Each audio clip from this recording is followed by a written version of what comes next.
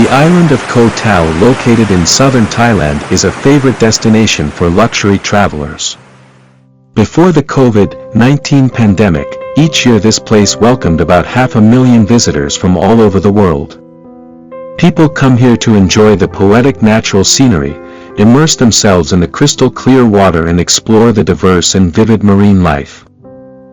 But not everyone knows that behind that beauty lies hidden danger. This island is also the site of a series of unsolved murder cases of Thailand.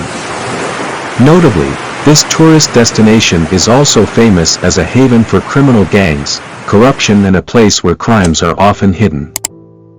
The first widely publicized Koh Tao murder occurred in 2014. Since then, nearly every year tourists have died or gone missing in this land in extremely brutal ways. Gradually, Koh Tao became known as the Island of Death. Many deaths are explained by local authorities as unfortunate accidents or suicides. But according to the victims' families, these reasons are very suspicious and the cases are not fully investigated. Do serial killers really exist on the island, and more importantly, are their crimes being covered up to protect tourism revenue? Is the truth of the Island of Death just random bad luck, or is there something much darker going on this beautiful Thai island? The first death that opened the curse of Death Island was a British tourist named Nick Pearson, 25 years old, who came to Koh Tao to vacation with his family. His body was discovered by some night diving tourists at the beach at Hillside Resort on Koh Tao on January 1, 2014.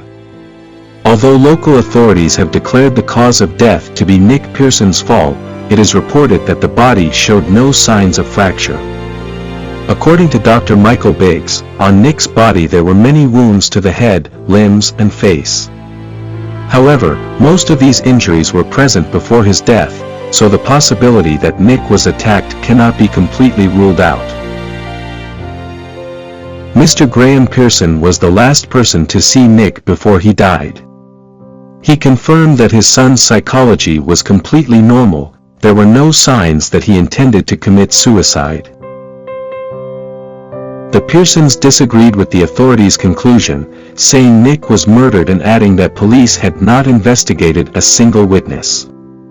In the end, the case was recorded as an open sentence due to insufficient evidence.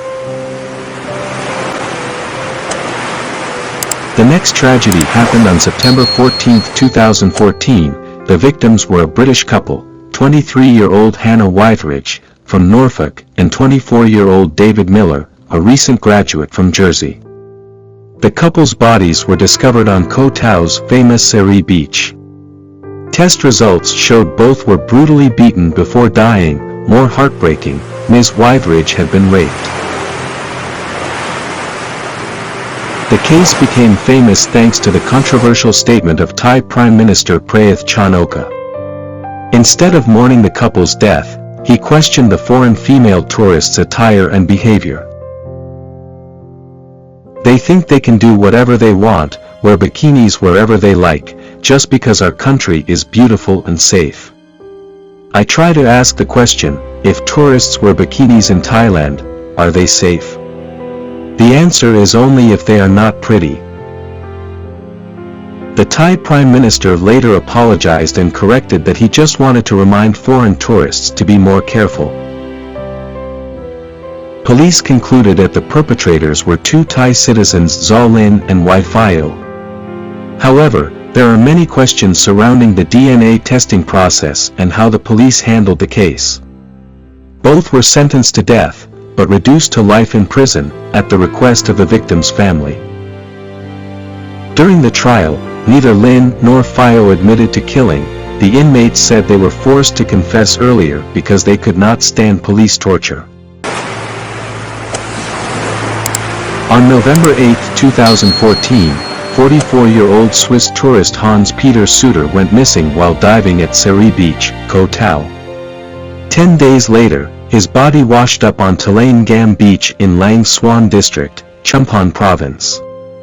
An autopsy revealed he drowned on the 8th. Suter was a frequent scuba diver and his death was completely unknown. On January 1, 2015, 28-year-old French tourist Dimitri Pavs was found hanged in the room he rented. Authorities declared it a suicide, but this claim was unconvincing because Pavs' hands were tied behind his back. The Pavs family also confirmed that there were no signs that he intended to commit suicide. On the 15th of February 2017, Russian tourist Valentina Novozianova, 23-year-old, left her bungalow on Koh Tao and was never seen again.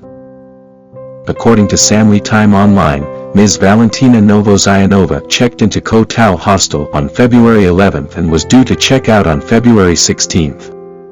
However, she didn't show up to check out on schedule and, after waiting a few more days, the hostel manager decided to open her room and found all her belongings, including her passport and smartphone, were still intact.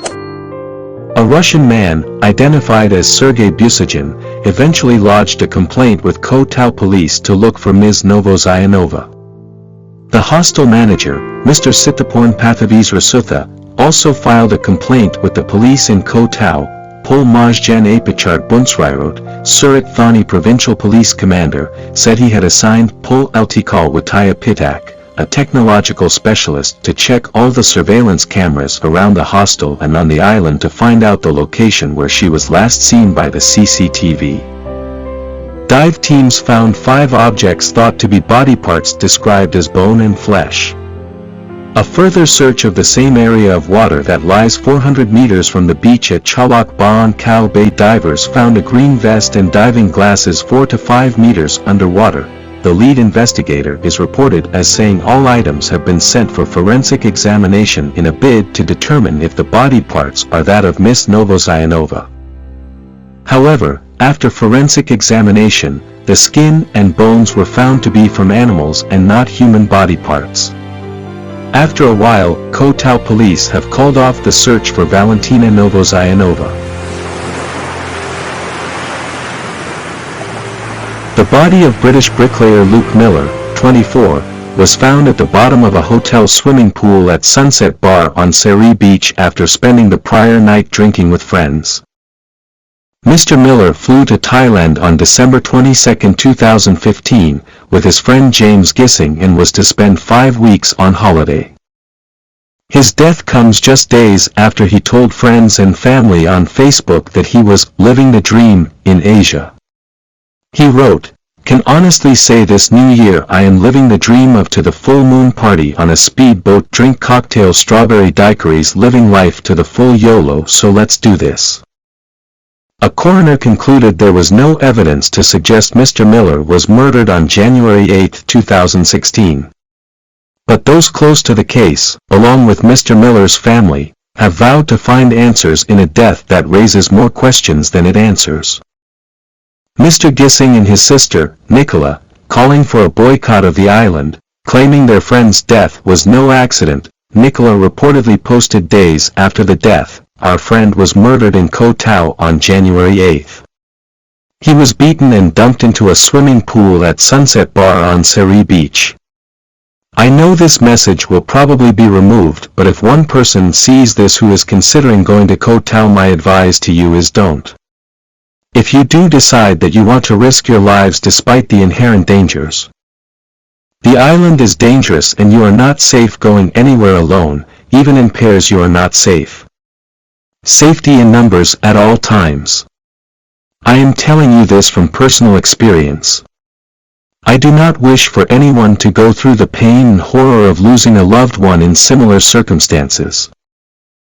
A post-mortem carried out on Mr. Miller's body in Thailand revealed he had died from head injuries and subsequently, drowning. But in a statement, Mr. Gissing said police were covering up as it was the death of another foreigner on Koh Tao. Luke's mum, Sarah, said there were far too many inconsistencies in the police reports and vowed to uncover the truth. "We know what happened and we will continue to fight for justice. Luke was unlawfully killed." The next video will talk about the death of Elise Dalamain, one of the most mysterious deaths ever to occur on this deadly island. We invite you to watch.